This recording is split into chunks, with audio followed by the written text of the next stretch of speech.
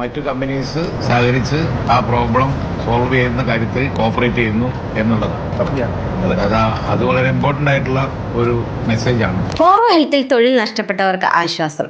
എല്ലാവർക്കും ജിടെക് വഴി പുനർനിയമനം ഉറപ്പാക്കുമെന്ന് മന്ത്രി പി.കെ. കുഞ്ഞാലിക്കുട്ടി.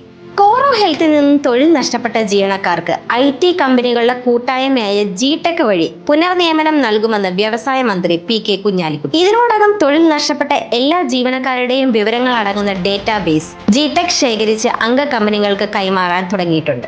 IT മേഖലയിലെ 260ഓളം കമ്പനികൾ ഉൾപ്പെടുന്ന ജിടെക്കിലെ പുതിയ നിയമനങ്ങളിൽ ഇവർക്കായിരിക്കും പ്രാഥമിക മുൻഗണന. ഓരോരുത്തരുടെയും യോഗ്യതയ്ക്കനുസരിച്ചുള്ള തസ്തികകളിലേക്ക് തന്നെ നിയമനം ഉറപ്പാക്കുന്നത് കൊണ്ട് ജീവനക്കാരുടെ കരിയർ ബ്രേക്ക് തടയാൻ ഇത് സഹായിക്കും.